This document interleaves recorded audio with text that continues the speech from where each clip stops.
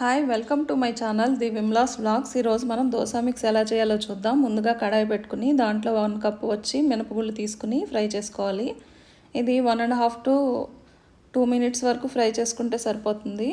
ఈ పప్పులో తేమ లేకుండా ఫ్రై చేసుకుంటే సరిపోతుంది. కలర్ మారకుండా మనం కలుపుకుంటూ ఫ్రై చేసుకోవాలి. ఇది 1 కప్పు మినపగుళ్ళు తీసుకున్నానండి. ఇది ఫ్రై అయిపోయినాయి. మనం ఒక ప్లేట్లో తీసుకుని చల్లార్చుకోవాలి. అదే కడాయిలో 1.5 కప్ వచ్చి రా రైస్ తీసుకున్నాను నేను. 1.5 కప్ వచ్చి బాయిల్డ్ రైస్, అంటే 1:3 తీసుకున్నాను.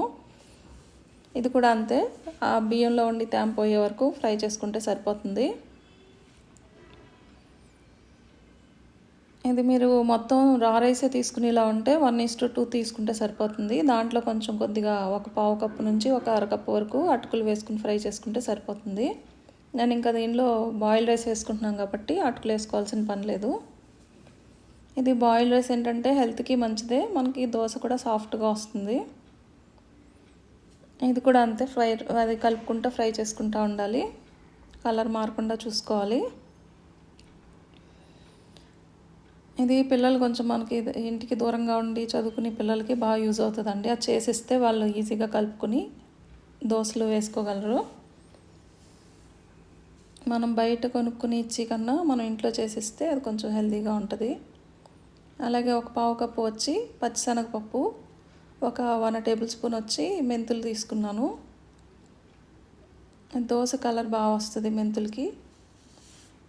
ఇది కొంచెం ఫ్రై చేసుకోవాలి, కొంచెం బాగా రోస్ట్ అయ్యేలాగే ఫ్రై చేసుకోవాలి.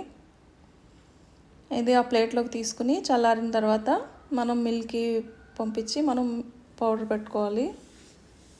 మిక్సీ అయితే పాడవుతుంది, అందుకు మిల్ అయితే కొంచెం కరెక్ట్గా మనకి బాగా అవుతుంది పౌడర్ కింద.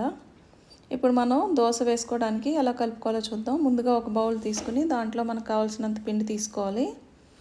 ఆ పిండికి సరిపడినంత సాల్ట్ వేసుకొని ఉండలు లేకుండా కలుపుకుంటా వాటర్ పోసుకొని కొంచెం కొంచెంగా వాటర్ పోసుకొని కలుపుకోవాలి.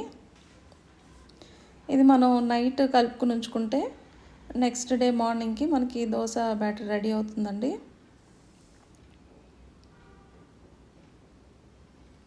మనం ఇదే పిండిలో సాల్ట్ కలిపేసి కూడా ఇవ్వచ్చు పిల్లలకి, వాళ్ళకి ఎంత వేసుకోవాలో తెలియదు కాబట్టి మనం కలిపేసి ఇస్తే వాళ్ళు ఈ పౌడర్ మాత్రం మిక్స్ చేసుకుని అలా వేసేసుకోవచ్చు. ఇది మూత పెట్టుకుని మనం నైట్ అంతా నాననిద్దామండి. నెక్స్ట్ డే మార్నింగ్కి వచ్చి మనకి దోశ బ్యాటర్ రెడీ అయిపోయింది. ఇప్పుడు మనకు కావాలంటే వాటర్ వేసుకోవచ్చు ఆ పిండిలో. ఇప్పుడు దోశ వేసుకుని చూద్దాం. ఇది చాలా సాఫ్ట్గా వస్తుందండి, మీరు ట్రై చేయండి.